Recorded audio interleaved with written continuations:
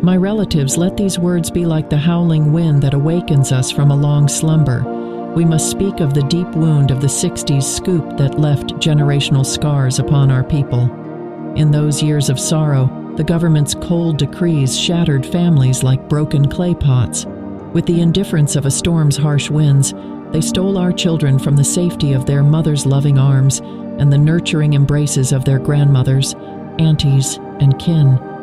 Our precious ones were ripped from the lands they knew, the languages they spoke, the ceremonies that grounded their spirits.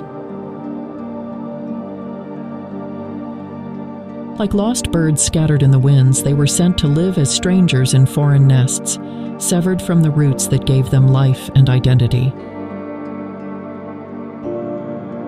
Forced to discard the beautiful regalia of their indigenous cultures, they became apples among the many, their traditions, beliefs, and ways slowly fading until they were indistinguishable from the masses. This was no mere hapless tragedy carried adrift on the river of history, my friends. It was a malicious, calculated act, driven by the government's determination to extinguish the sacred fires of our ancient identities and ancestral ways. They sought to subjugate our people through policies of forced assimilation, severing our connections to the traditions that embodied our strength and resilience.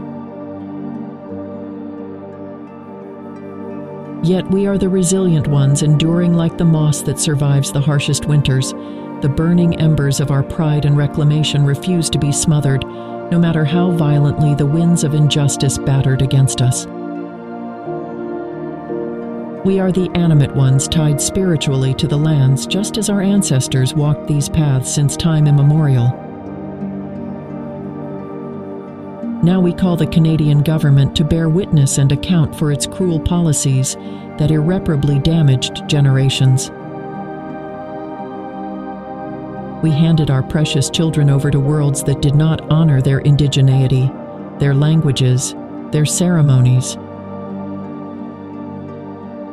What restitution will be made for the atrocities committed? What rehabilitation and restorative justice for the disconnection, trauma, and generational anguish inflicted upon our people?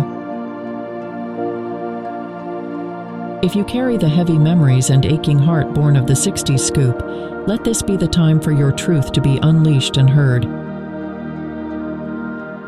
Share your story, your truth, with the Indigenous Wellness Training Society through our national podcast.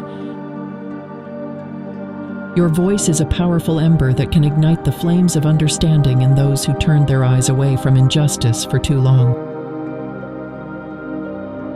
By speaking your life's narratives into the sacred space of this podcast, you become the truth tellers helping to reclaim the pieces of identity and self-determination that were violently taken. You join the journey toward healing the ghostly ramifications of these atrocities that have haunted our people for generations. Join us on this critical path of reparation and true reconciliation between all peoples and with the lands upon which we walk. Only when all our stories are woven into the great tapestry can we stand together in the resilience and beauty of our cultures. The way ahead lies before us.